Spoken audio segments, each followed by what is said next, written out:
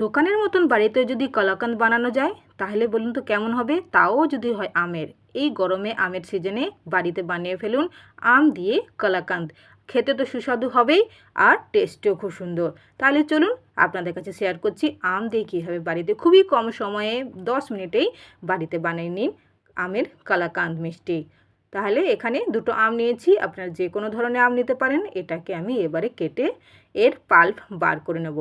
সুন্দরভাবে এটাকে প্রথমে ধুয়ে নিয়েছি, তারপরে ছুরির সাহায্যে আমগুলো কেটে নিচ্ছি। কেটে এর পাল্পগুলো ভালো করে আমি বার করে নিচ্ছি। বাজারে এই সময় বিভিন্ন ধরনের আম পাওয়া যায়, আমি এই আমটাই নিলাম। আপনারা চাইলে অন্য আমও নিতে পারেন, যে কোনো আমেই হবে, কিন্তু আমটা চাই মিষ্টি। মিষ্টি আমি বাড়িতে থাকলে সেটাই নেবেন। এই আমের পাল্পগুলো এবার বার করে নিয়েছি, দেখুন সবগুলো বার করে নিয়েছি। একটা মিক্সিং জারে এবারে পাল্পগুলো অর্ধেক অল্প অল্প করে নিয়ে এটাকে ভালো করে পেস্ট করে নেবে, স্মুথ একটা পেস্ট এটাকে বাড়িতে বানিয়ে রাখবো।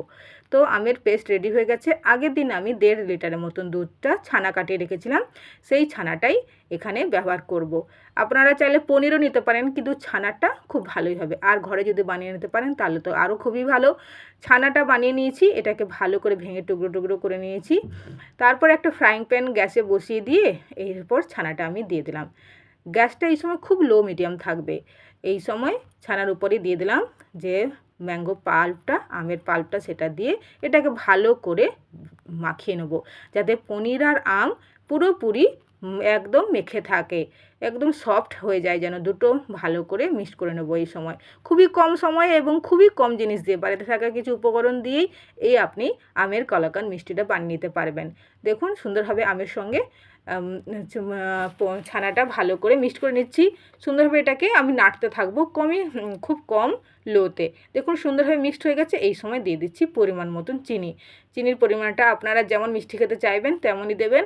আমি 1 বাটির মতন চিনি দিলাম। চিনিটা দিয়ে ভালো করে এটাকে আমি চালাতে থাকবো, কারণ চিনিটা যাতে ভালো করে গুলে যায়। তো ভালো করে চিনিটা গুলা হয়ে গেছে। এই সময় আমি বাড়িতে থাকা পাউডার দুধ, এখানে আমুলের পাউডার দুধ নিয়েছি, 4 থেকে 5 চামচের মতন পাউডার দুধ দিয়ে ভালো করে এটাকে মিক্সড করে নিচ্ছি।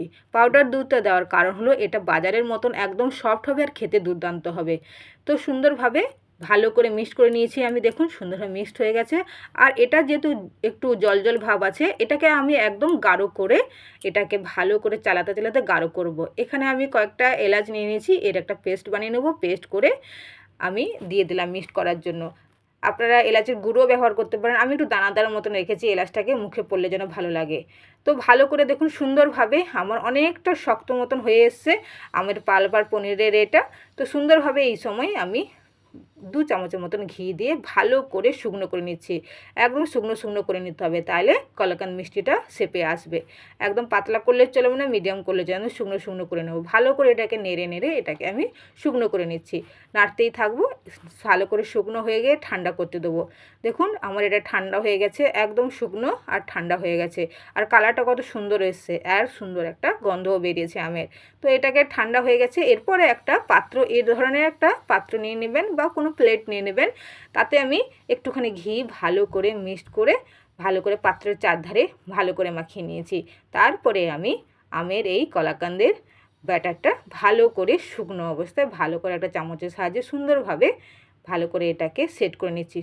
আপনারা ভালো করে সেট করে নেবেন, যেমন আকৃতি দেবেন তেমনই ভালো করে সেট করে এটাকে আমি 2 ঘন্টার মতো ফ্রিজে রেখে দিলাম। ফ্রিজ থেকে বার করে নিয়েছি। দেখুন একটা ছুরির সাহায্যে আমি চৌকা চৌকা কলাকাঁদের মতন কেটে নিচ্ছি।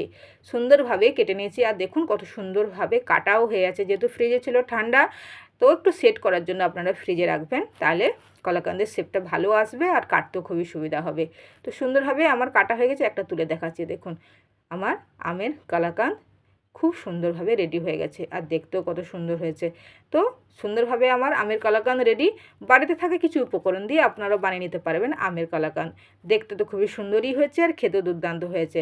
তাহলে অবশ্যই একবার বাড়িতে বানিয়ে ফেলুন আমের কলাকাঁদ, খুবই কম সময় এবং বাড়িতে থাকা কিছু উপকরণ দিয়ে। তাহলে ভিডিওটি ভালো লাগলে অবশ্যই পাশে থাকবেন। দেখার জন্য আপনাদের ধন্যবাদ।